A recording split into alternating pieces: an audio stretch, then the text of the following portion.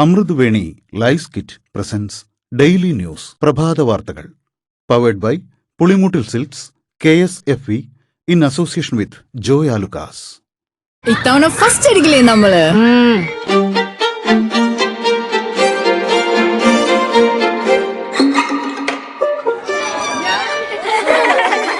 കുട്ടികൾക്കൊക്കെ പെയിൻ ശല്യം ഉണ്ടാകും. അതുകൊണ്ട് ലൈസ് കിറ്റ് ഉപയോഗിച്ച് ക്ലാസ്സിൽ വരാൻ പ്രത്യേക ശ്രദ്ധിക്കണം. ലൈസ് കിറ്റ് ലൈസ് റിമൂവർ പെയിൻ ശല്യത്തിൽ നിന്നും ഉടനടി ആശ്വാസം. നമസ്കാരം, ഞാൻ ഡെയ്സി ബിജു. ഡെയിലി ന്യൂസിന്റെ പ്രഭാത വാർത്തകളിലേക്ക് സ്വാഗതം. ഇന്ന് ജൂൺ 12 വ്യാഴാഴ്ച. സംസ്ഥാനത്ത് അതിശക്തമായ മഴയ്ക്കൊപ്പം 60 കിലോമീറ്റർ വരെ വേഗതയിൽ കാറ്റിനും സാധ്യതയെന്ന് മുന്നറിയിപ്പ്. ഇന്ന് ഒറ്റപ്പെട്ട ഇടങ്ങളിൽ മണിക്കൂറിൽ 40 മുതൽ 50 കിലോമീറ്റർ വരെയും നാളെ മുതൽ ജൂൺ 15 വരെ മണിക്കൂറിൽ 50 മുതൽ 60 കിലോമീറ്റർ വരെയും വേഗതയിൽ ശക്തമായ കാറ്റിന് സാധ്യതയുണ്ടെന്ന് കേന്ദ്ര കാലാവസ്ഥാ വകുപ്പ് അറിയിച്ചു. ദേശീയപാത 66 വിള്ളലുമായി ബന്ധപ്പെട്ട് KNR കൺസ്ട്രക്ഷൻസിനെയും കൺസൾട്ടന്റായി പ്രവർത്തിച്ച ഹൈവേ എഞ്ചിനീയറിംഗ് കൺസൾട്ടൻസിനെയും 2 വർഷത്തേക്ക് വിലക്കുമെന്ന് കേന്ദ്ര ഉപരിതല ഗതാഗത വകുപ്പ് മന്ത്രി നിതിൻ ഗഡ്കരി. കമ്പനി 85 കോടിയുടെ നിർമ്മാണം അധികമായി നടത്തണമെന്നും റോഡ് പുതുക്കി പണിയുന്നതിന് കമ്പനിയിൽ നിന്ന് പൂർണ്ണമായ നഷ്ടപരിഹാരം ഈടാക്കുമെന്നും നിതിൻ ഗഡ്കരി പറഞ്ഞു. കേരള പുറംകടലിൽ തീപിടുത്തമുണ്ടായ വാൻഹായ് 503 കപ്പലിനെ നിയന്ത്രണ വിധേയമാക്കിയതായി വിവരം. കപ്പലിൽ വടം കെട്ടി ടഗ് ബോട്ടുമായി ബന്ധിപ്പിച്ചെന്ന വിവരമാണ് പുറത്തുവരുന്നത്. സാൽവേജ് സംഘം ഹെലികോപ്റ്ററിൽ തീപിടിച്ച കപ്പലിൽ ഇറങ്ങിയിട്ടുണ്ട്. ടഗ് ഉപയോഗിച്ച് കപ്പലിനെ കൂടുതൽ ദൂരത്തേക്ക് വലിച്ചു മാറ്റാനാണ് ശ്രമം നടത്തുന്നത്. കപ്പലിന്റെ മുൻഭാഗത്തെ തീ അണക്കാൻ കഴിഞ്ഞിട്ടുണ്ട്. മറ്റിടങ്ങളിലെ തീ കെടുത്താൻ ശ്രമം തുടർന്നുകൊണ്ടിരിക്കുകയാണെന്നാണ് വിവരം. തിരുവനന്തപുരം മെട്രോ റെയിൽ അലൈൻമെന്റ് സംബന്ധിച്ച് ചർച്ച ചെയ്യാൻ ചീഫ് സെക്രട്ടറിയുടെ നേതൃത്വത്തിൽ ഒരു സമിതി രൂപീകരിക്കാൻ തീരുമാനം. മുഖ്യമന്ത്രി പിണറായി വിജയന്റെ അധ്യക്ഷതയിൽ ചേർന്ന യോഗത്തിലാണ് തീരുമാനം. സമിതി ബന്ധപ്പെട്ട കാര്യങ്ങൾ പരിശോധിക്കുകയും നിർദ്ദേശം സമർപ്പിക്കുകയും ചെയ്യും. റവന്യൂ, ധനകാര്യം, തദ്ദേശ സ്വയംഭരണം, ട്രാൻസ്പോർട്ട് വകുപ്പ് സെക്രട്ടറിമാർ അടങ്ങുന്നതായിരിക്കും സമിതി. തലസ്ഥാന നഗരിയിൽ ഒരു മെട്രോ റെയിൽ എന്നത് തിരുവനന്തപുരം നഗരവാസികളുടെ ഏറെ കാലത്തെ സ്വപ്നമാണെന്ന് മുഖ്യമന്ത്രി പറഞ്ഞു. ഇന്നലെ നടന്ന ഓൺലൈൻ മീറ്റിംഗിൽ ശശി തരൂർ MPയും പങ്കെടുത്തിരുന്നു. സമൂഹത്തിന് വെളിച്ചം നൽകാൻ കഴിയാത്ത സംഘടനകൾക്കാണ് നിലനിൽപ്പില്ലാത്തതെന്ന് മുഖ്യമന്ത്രി പിണറായി വിജയൻ. സമസ്ത അങ്ങനെയല്ലെന്നും വിയോജിപ്പ് രേഖപ്പെടുത്താനുള്ള ജനാധിപത്യ ഇടം സമസ്തയിൽ ഉണ്ടെന്നും ചുരുക്കം ചില രാഷ്ട്രീയ പാർട്ടികളിൽ പോലും അത് കാണുന്നില്ലെന്നും തിരുത്തൽ വേണ്ടവ തിരുത്തി മുന്നേറാൻ ഇനിയും സമസ്തയ്ക്ക് കഴിയണമെന്നും മുഖ്യമന്ത്രി പറഞ്ഞു. സമസ്ത ചരിത്രം കോഫി ടേബിൾ പുസ്തകത്തിന്റെ പ്രകാശന ചടങ്ങിൽ പങ്കെടുത്ത് സംസാരിക്കുകയായിരുന്നു മുഖ്യമന്ത്രി. കൊച്ചി തീരത്തോട് ചേർന്ന് അറബിക്കടലിൽ ചരക്ക് കപ്പൽ അപകടത്തിൽപ്പെട്ട സംഭവത്തിൽ കേസെടുക്കാൻ കാലതാമസമുണ്ടായിട്ടില്ലെന്ന് മന്ത്രി VN വാസവൻ. തുറമുഖ വകുപ്പല്ല സാധാരണഗതിയിൽ നടപടിയെടുക്കേണ്ടത്. അന്താരാഷ്ട്ര കപ്പൽശാലിലാണ് അപകടമുണ്ടായത്. മത്സ്യത്തൊഴിലാളിയുടെ പരാതിയിലാണ് കേസ്. കേസെടുത്തത് വിഴിഞ്ഞം തുറമുഖത്തെ ബാധിക്കില്ലെന്നും സംഭവത്തെ വിഴിഞ്ഞവുമായി ബന്ധിപ്പിക്കാൻ ശ്രമം നടന്നുവെന്നും വാസവൻ പറഞ്ഞു. കപ്പൽ കമ്പനിയിൽ നിന്ന് നഷ്ടപരിഹാരം ഈടാക്കുമെന്നും മന്ത്രി പറഞ്ഞു. കൊച്ചി തീരത്തിനടുത്ത് അറബിക്കടലിൽ ചരക്ക് കപ്പൽ അപകടത്തിൽപ്പെട്ട സംഭവത്തിൽ 17 ദിവസത്തിനു ശേഷം ഫോർട്ട് കൊച്ചി കോസ്റ്റൽ പോലീസ് കേസെടുത്തതിൽ പ്രതികരിച്ച് പ്രതിപക്ഷ നേതാവ് VD സതീശനും മുൻ പ്രതിപക്ഷ നേതാവ് രമേശ് ചെന്നിത്തലയും. അദാനിക്ക് ബിസിനസ് ബന്ധങ്ങളുള്ള ഷിപ്പിംഗ് കമ്പനിക്കെതിരെ 17 ദിവസമായിട്ടും ഒരു ചെറുവിരൽ പോലും അനക്കാതിരുന്നത് ഏത് ബാന്ധവത്തിന്റെ പേരിലാണെന്നതിന് മുഖ്യമന്ത്രിയും സർക്കാരും മറുപടി പറയണമെന്നാണ് ചെന്നിത്തല അഭിപ്രായപ്പെട്ടത്. കപ്പൽ കമ്പനിക്കെതിരെ കേസെടുക്കേണ്ടി വന്നതോടെ പുറത്തായത് അദാനിയെ വഴിവെട്ടി സഹായിക്കാൻ കേന്ദ്ര സംസ്ഥാന സർക്കാരുകൾ നടത്തിയ കള്ളക്കളിയെന്നും ദുർബല വകുപ്പുകൾ ചുമത്തി അദാനിയുടെ താൽപര്യം സംരക്ഷിക്കാനാണ് സർക്കാർ ശ്രമിക്കുന്നതെങ്കിൽ ശക്തമായ ജനകീയ പ്രക്ഷോഭം നേരിടേണ്ടി വരുമെന്നും പ്രതിപക്ഷ നേതാവ് VD സതീശനും വ്യക്തമാക്കി.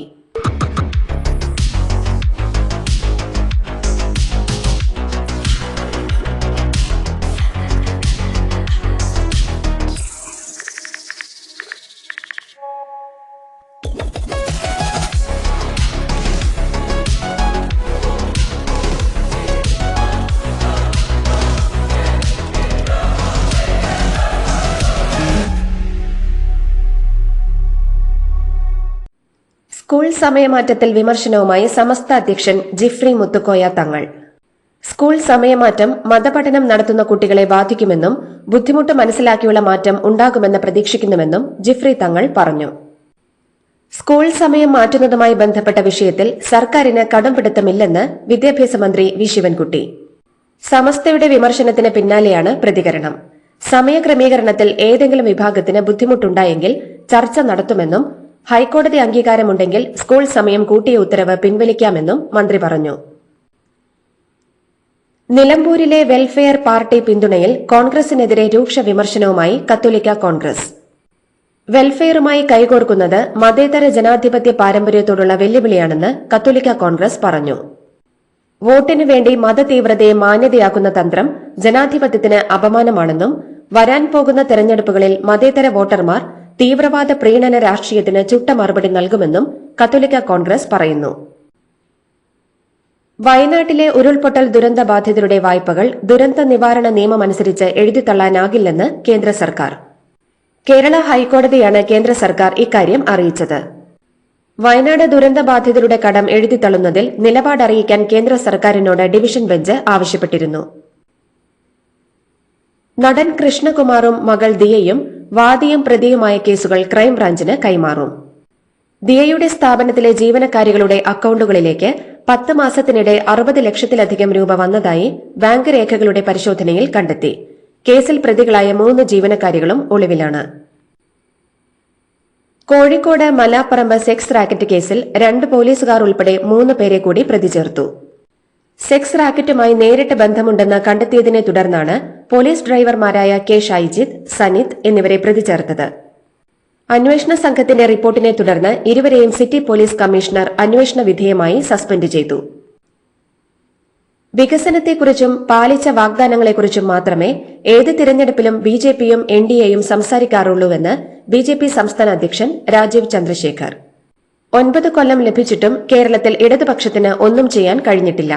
അതുകൊണ്ടാണ് നിലമ്പൂരിൽ വോട്ടിനു വേണ്ടി മദനിയുടെയും പിഡിപിയുടെയും സഹായം എൽഡിഎഫിന് സ്വീകരിക്കേണ്ടി വരുന്നതെന്നും അദ്ദേഹം പറഞ്ഞു. കാണാതായ ഫിഷ് ഫാം ഉടമയെ മരിച്ച നിലയിൽ കണ്ടെത്തി. വൈക്കം ടി വി പുരം സ്വദേശി വിപിൻ നായരെയാണ് കരിയാറ്റിൽ മരിച്ച നിലയിൽ കണ്ടെത്തിയത്.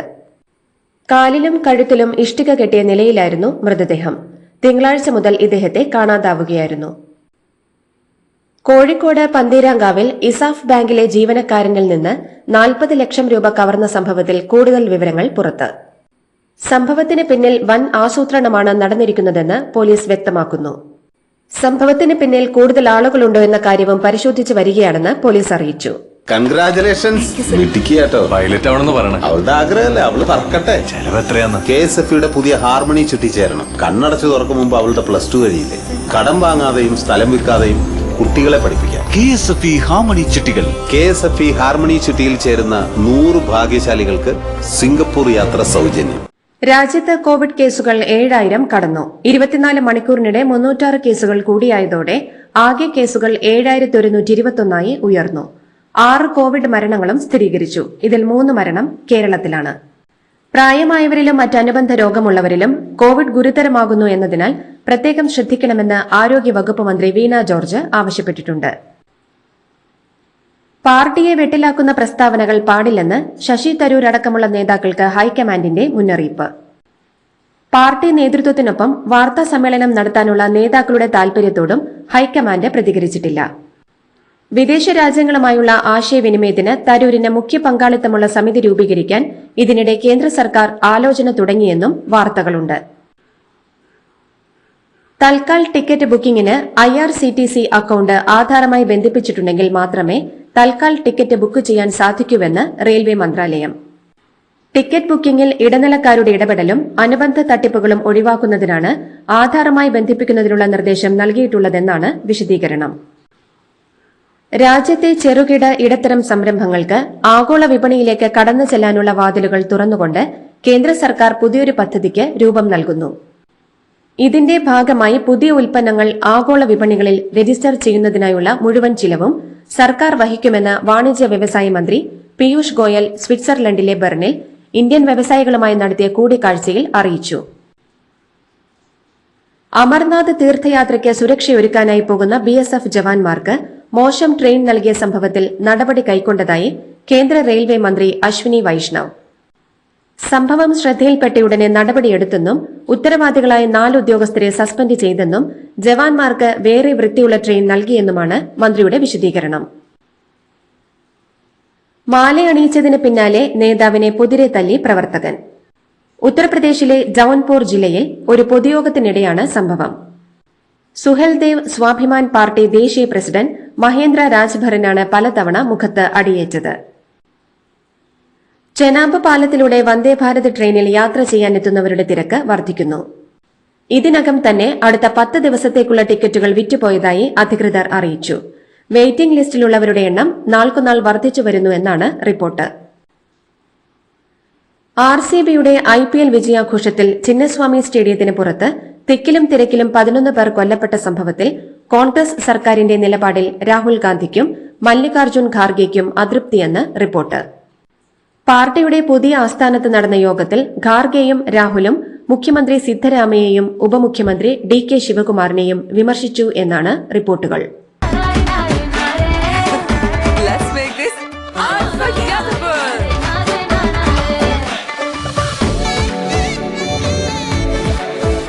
Make every wedding unforgettable with Joya Lucas Diamond Wedding Collection. Joya Lucas, world's favorite jeweler.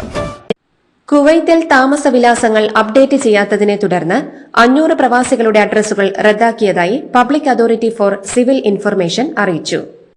Property ഉടമയുടെ സമ്മതത്തോടെയോ അല്ലെങ്കിൽ പ്രോപ്പർട്ടി പൊളിക്കുന്നത് മൂലമോ റെസിഡൻഷ്യൽ വിലാസങ്ങൾ ഇല്ലാതാക്കുന്ന പ്രക്രിയ തുടരുകയാണെന്നും അധികൃതർ വിശദമാക്കി. ചില രാജ്യങ്ങളിൽ HIV അണുബാധ വർദ്ധിച്ചതിനെ തുടർന്ന് കുവൈത്ത് ആരോഗ്യ മന്ത്രാലയം ജാഗ്രത ശക്തമാക്കി. രാജ്യത്തേക്ക് HIV പോലുള്ള പകർച്ചവ്യാധികൾ പ്രവേശിക്കാതിരിക്കാൻ ശക്തമായ ആരോഗ്യ പരിശോധനയും നിരീക്ഷണ നടപടികളും നടപ്പാക്കിയതായി അധികൃതർ അറിയിച്ചു. അന്താരാഷ്ട്ര ബഹിരാകാശ നിലയത്തിലേക്കുള്ള ശുഭാംശു ശുക്ലയുടെ യാത്രയിൽ അനിശ്ചിതത്വം തുടരുന്നു. റോക്കറ്റിൽ ദ്രവീകൃത ഓക്സിജൻ ചോർച്ച കണ്ടെത്തിയതിനെ തുടർന്നാണ് ദൌത്യം മാറ്റിയത്. ഫാൽക്കൺ റോക്കറ്റ് ലോഞ്ച് പാഡിൽ നിന്ന് മാറ്റണമോ എന്ന് ഇന്ന് തീരുമാനിക്കും.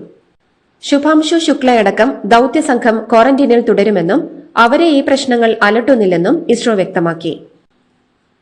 അമേരിക്കയിലെ നെവാർക്ക് വിമാനത്താവളത്തിൽ സുരക്ഷാ ഉദ്യോഗസ്ഥരുടെ ബലപ്രയോഗത്തിനിരയായ യുവാവ് ഇന്ത്യൻ പൌരൻ തന്നെയെന്ന് സ്ഥിരീകരണം. ഹരിയാന സ്വദേശിയാണ് ഇന്ത്യയിലേക്ക് നാടുകടത്താൻ നെവാർക്ക് വിമാനത്താവളത്തിൽ എത്തിച്ചതെന്ന് ഉന്നത വൃത്തങ്ങൾ അറിയിച്ചു. അനധികൃതമായി വിസയില്ലാതെയാണ് ഇയാൾ അമേരിക്കയിൽ എത്തിയതെന്നാണ് വിശദീകരണം. US ഉദ്യോഗസ്ഥരുടെ പിടിയിലായ ഇയാളെ നാടുകടത്താൻ കോടതി ഉത്തരവിട്ടു എന്ന് അമേരിക്ക ഇന്ത്യൻ കോൺസുലേറ്റിനെ അറിയിച്ചു. ചൈനയും US-ഉമായുള്ള വ്യാപാര കരാറിന് രൂപമായിരിക്കുന്നുവെന്നും തന്റെയും ചൈനീസ് പ്രസിഡന്റ് ഷീ ജിൻപിങ്ങിന്റെയും അന്തിമ അനുമതി മാത്രമേ ഇനി ആവശ്യമുള്ളൂവെന്നും US president Donald Trump.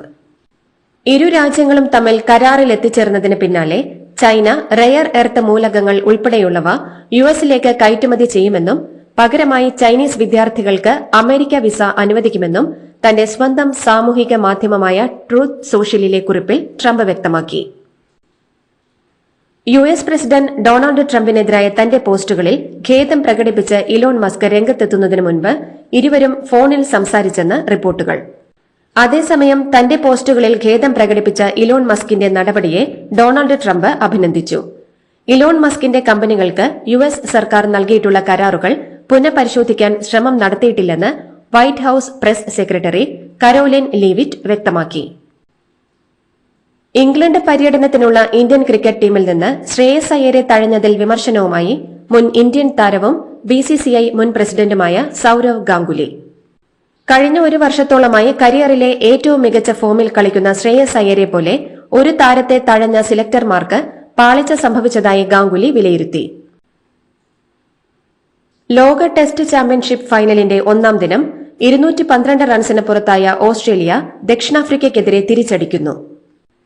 Toss നഷ്ടപ്പെട്ട് ബാറ്റിംഗിനിറങ്ങിയ ഓസീസിന് വേണ്ടി 66 റൺസെടുത്ത സ്റ്റീവ് സ്മിത്തും 72 റൺസെടുത്ത ബ്യൂ വെബ്സ്റ്ററും മാത്രമാണ് അർദ്ധ സെഞ്ചുറി നേടിയത്.